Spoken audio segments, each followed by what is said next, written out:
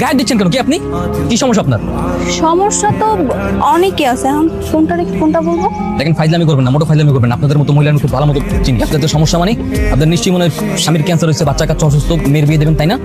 আরে না না, এমন কোনো বিষয় না। দেখেন আন্টি, ভনিতা করেন না। আমার এমনি তো সময় কম। কি চাই সরাসরি বলেন, তাড়াতাড়ি বলেন। আমার তো প্রেম চাই, ভালোবাসা চাই, সাথে তোমাকেও চাই। আরে এই তুমি বুদ্ধ একটা, নিজের গার্লফ্রেন্ডকে চিনতে পারো না? আরে আমি তোমার চিনবো কিভাবে? আমি তোমার কখনো বোরকা পরা অবস্থায় দেখছি?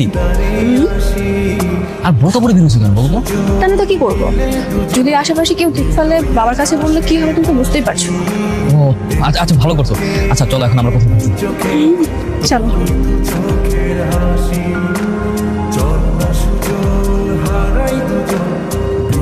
এভাবে তাকিয়ে কি দেখছো?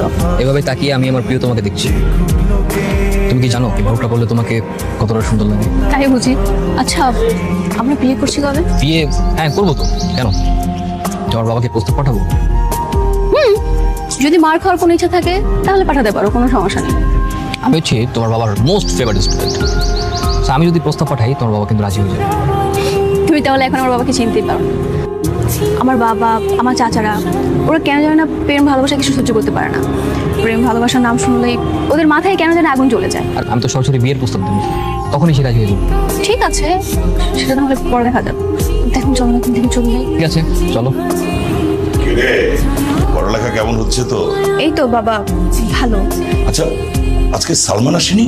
তুমি কি বাবা বলো তো, মানে পছন্দের ছাত্রের মুখ না দেখলে কি তোমার ভালো লাগে না?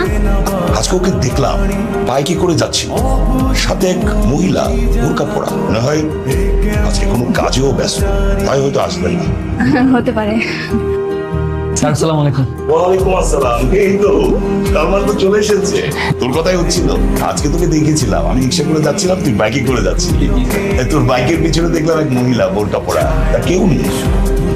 স্যার বোরকা পরা মহিলা? স্যার বোরকা পরা মহিলা আমার মা। হ্যাঁ, তা মাকে নিয়ে কোথায় যাচ্ছিলি? স্যার মাকে নিয়ে হসপিটালে যাচ্ছিলাম স্যার। কেন, কি হয়েছিল? স্যার আমার মা অনেক অসুস্থ তো, তাই ওনাকে নিয়ে হাসপাতালে যেতে হচ্ছে। তাই নাকি? তা কোন হাসপাতালে ভর্তি করেছিস? ঠিকানাটা দে, আমি যাই একটু দেখে আসি। বাবা, তুমি তো গেলে পাবা না, কারণ হচ্ছে আজকে সন্ধ্যায় তো রিলিজ হয়ে যাবে, তাই না? হ্যাঁ